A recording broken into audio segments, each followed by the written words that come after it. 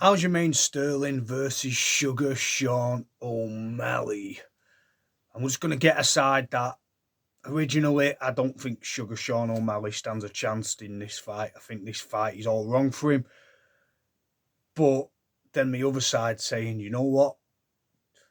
Let's just go with the underdog and say, yeah, he is going to win. Because Sugar Sean O'Malley should not be an underdog in this fight at all. Everyone's talking about Sterling's wrestling, and he should dominate. He looks physically stronger, the 135 king at Bantam. But he's fighting Sean O'Malley, who on his day, with his speed, how he can find Jan's chin quite easily. I don't know, man. Originally, about 5 minutes ago, I was going to say Sterling's going to dominate this fight and edge every round. But now I think about it more, Sugar Sean O'Malley looks really poised and focused. And although he doesn't look strong at the weight, he doesn't look really like comfortable at the weight. I don't know. He just looks poised and focused. And I think Sugar Sean O'Malley has perpetual motion striking, which no fighter in the UFC has compared to him. That guy's striking is slippery, and it doesn't even look like he tries to punch. It just flows. He's got the perfect size. You know how we roll. That slim size, that leverage. He turns when he punches, he twists. His shots are just so like flowing, and they don't really look like they carry power. They just carry precision and catch the chin, and it's almost like little whippets. They don't even look like they carry any sort of. It just flows through the feet upwards. Sean O'Malley's a king of this, and I want to say that Sterling's should be too much for him. On paper, Sterling should dominate this fight. He's probably like a 4-1 or something. He's expected the wrestling. He's not great at one thing. He's just brilliant at everything, Sterling. He's quite annoying as well. He's got this trait that he thinks he's great. He rests a lot. When you get him in clinches and things like that, he's very smart. But I don't know, man. People are expecting him to just roll over O'Malley. O'Malley's got jiu-jitsu game, and although he's not got the wrestling of Sterling, as we know, O'Malley can, like, he's used to people trying to take him down. Conor McGregor was, and only Khabib did it later on in the fight. Let's think about this. It's not just a one-dimensional striker with elite striking and kicks and speed. He can also take down, stop a takedown, stop a wrestling takedown. So I think that I was going to say Sterling, but that's just like everyone's going to say Sterling should win. Is it my heart talking? Probably, yeah, on this one. Maybe my heart's overruling my brain on this because I'm rooting for Sean O'Malley. Do I actually genuinely believe he's going to win? You know the answer to that already. I feel like it's a tough fight for him because Sterling is just like busy and skilled and athletic and annoying. But I think his head's there to be hit, man. And that's the plus. And when your head's there to be hit against someone who finds it every strike, basically, that's a big, big factor in the fight. He's not elusive, Sterling. O'Malley's really slippery. Tony Ferguson vibes, that unorthodoxness, you know, that style. And unless Sterling really puts the pressure on him every round and keeps him on the ground, he's going to have a hard time dealing with O'Malley's speed, as good as Sterling is.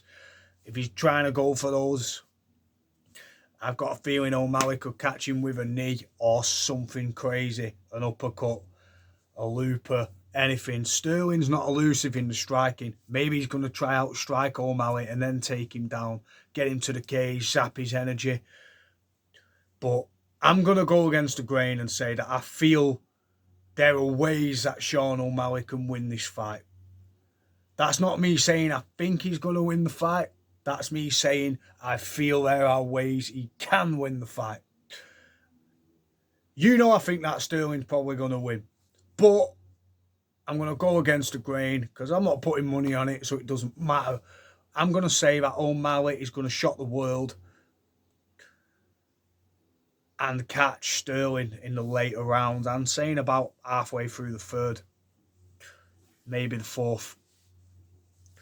I'm hoping that happens. That's more of a hope, but it'd be easy to just say, yeah, Sterling's just going to whoop him. I don't care. My record's like 172 and 41.